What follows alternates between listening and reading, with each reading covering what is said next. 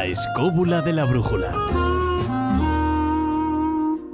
Vamos a traer a otro personaje, aunque en este caso yo creo mucho más polémico, no por su persona, sino por lo que realmente hacía o por lo que él consideraba que había descubierto.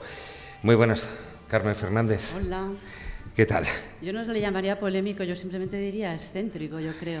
Excéntrico. Y un poquito pasado de rosca a la hora de hacer sus investigaciones. Bueno, pues un científico que sí, afirma descubrir el elixir de la eterna juventud. Sí, pero bueno, hay que remontarse un poco más atrás porque no fue la única cosa que hizo este señor de experimentar consigo mismo. Yo lo traía precisamente por eso, por ser un científico que no dudó en poner a prueba aquello que quería investigar en su propio cuerpo. Y de hecho es un médico importante del siglo XVIII-XIX y hay una enfermedad que lleva su nombre, la enfermedad de Brown-Séquard, por sus estudios en el sistema nervioso. Es una hemiparaplegia que te deja paralizado un lado y anestesia el otro, y él precisamente es el que descubre esos nervios cruzados, los nervios de la médula cruzados. Pero es más famoso por sus experimentos en otro campo. Como digo, nunca dudó eso. Él era de Mauricio, de la isla Mauricio, y en una epidemia de cólera ahí comenzó con sus propias experimentaciones, ¿no? Él pensaba, y se adelantó en 35 años al descubrimiento de las bacterias, que la enfermedad de cólera probablemente se transmitía de una persona a otra porque hubiera algún espécimen o algo en la sangre o en las aguas contaminadas por heces o demás.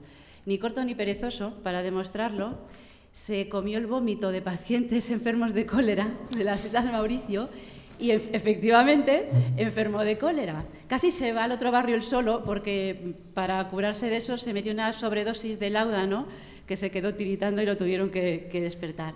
Pero no solo eso, era hijo de su época, una época que todos os sonará el galvanismo, cuando estaban estudiando si aplicando corrientes eléctricas, por ejemplo, cuerpos de personas fallecidas se podían mover. Y él inyectó su propia sangre a individuos guillotinados en la guillotina, con lo que demostraba que aunque esas personas ya estaban muertas y tú le aplicabas impulsos eléctricos y en realidad no se movían, al inyectarles esa sangre oxigenada, la suya propia, conseguían moverse durante un tiempo. Y después hizo un descubrimiento, también se adelantó en su tiempo, se adelantó a los investigadores que descubrieron la adrenalina y la testosterona, estudiando y aquí viene la parte graciosa y por eso estaba aquí, las cápsulas suprarrenales. Él descubrió que si tú las estirpabas, los efectos de los productos que segregaban esas cápsulas suprarrenales cambiaban o la acción cambiaba. Y después estudió algo que estudiaba todo el mundo en aquella época, cómo podemos mantener la fuerza, el vigor, la vitalidad, cómo buscamos un elixir de la eterna juventud. Entonces él hizo su razonamiento. Dijo, esto de la vejez tiene que estar afectando, y en un programa que se llama No hay huevos había que hablar de huevos de verdad, de testículos. Dijo, pues esto es que aquí tienen un problema con los testículos en la vejez, porque los síntomas de fatiga u otros síntomas de la vejez se parecen a los que tienen los eunucos. Y entonces empezó a desarrollar sus elixires. Probaba extractos de testículos para inyectárselos a las personas que habían perdido su vitalidad sexual. Sugería el empleo de inyecciones de esperma también a pacientes o personas de edad avanzada para ver si conseguía estimularles en su actividad. Intentó hacer injertos testiculares en cobayas, en conejillos de Indias, aunque eso no funcionó. Y ya cuando tenía 72 años, y yo creo que él se debía ver a sí mismo falto de vigor, decidió hacer el experimento que le hizo famoso y por el que pasó, bueno, entre todas las otras cosas que ya he dicho, que hay enfermedades con su nombre y sus investigaciones, entre comillas, un poco más serias. Se preparó un batido de testículos de perro y de cobayas, y creo que por ahí también dicen que añadía un poco de semen. Lo diluyó en agua. Lo que pillaba alrededor. Lo que encontraba por ahí. Sí, lo diluyó en agua, lo filtró y empezó a inyectárselo. Se pasó 15 días inyectando... Por lo menos no se lo bebió, jo. No, se lo inyectó directamente a la vena, que le debía parecer más productivo que fuera directamente a sangre, ¿vale? Entonces, pues eso, como digo, se estuvo 15 días con esto y de repente yo creo que por efecto placebo y por autosugestionarse a sí mismo, Pues dice que había recuperado un mogollón de vitalidad, 72 años tenía. Dice, podía subir tramos de escaleras, pero a lo loco y sin descanso. Podía trabajar muchísimas más horas en el laboratorio, imagino que machacando testículos de perro o de conejo, haciendo puré con ellos. Y ya una cosa que no quiero pensar cómo le quedó el laboratorio comprobando esto, decía que la potencia de su chorro de orina había aumentado en un 25%, ¿vale?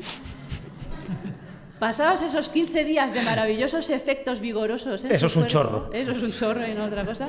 Ríete tú del mannequin este, de la fuente. Se fue a un congreso médico y allí presentó sus resultados. Y sorprendentemente... la gente estaba entusiasmada. Los periódicos no hacían más que hablar del elixir de la eterna juventud del doctor Brown-Séquard. De ser eficaz sería todo un descubrimiento. Tenía tantos pedidos que tuvo que contratar asistentes para hacer esos purés de testículos y tuvo que reducir la demanda y decir que solo podía suministrárselo a 1.200 médicos de toda Francia, ¿vale? No era una tontería, aunque esto en realidad no funciona y lo miramos a ojos del día de hoy y pensamos que estaba tarado el pobre, había gente famosa y por ahí se dice que personajes como Émile Zola, el novelista, se inyectó extracto de testicular de Brown y no solo él, sino también Pasteur, que se debía sentir mayor y quería seguir trabajando. Claro. ¿Trabajando a quién? El problema... estaba investigando Pasteur, oye, que estaba haciendo unas... y necesitaba trabajar todas esas horas en el laboratorio que Brown decía que podía trabajar. El problema de todo esto, claro, es que encima le salieron suplantadores. Había gente que hablaba de que había creado brebajes del mismo estilo, con lo que la cosa se le fue de las manos, empezó a perder todo aquel respeto que había ganado como médico con sus trabajos.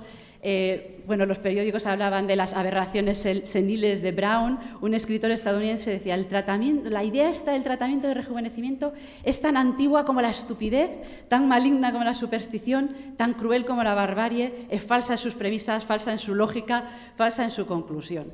Los periódicos en Francia decían que era el hombre del que más se había reído todo el mundo en la historia, sacaron caricaturas a costa de él, pero sí es cierto que hasta España llegaron anuncios del elixir de Brown-Séquard, que por ahí ahora se ha ido alguna foto en Cataluña donde se vendía y se anunciaba como elixir en toda Europa, de la eterna juventud.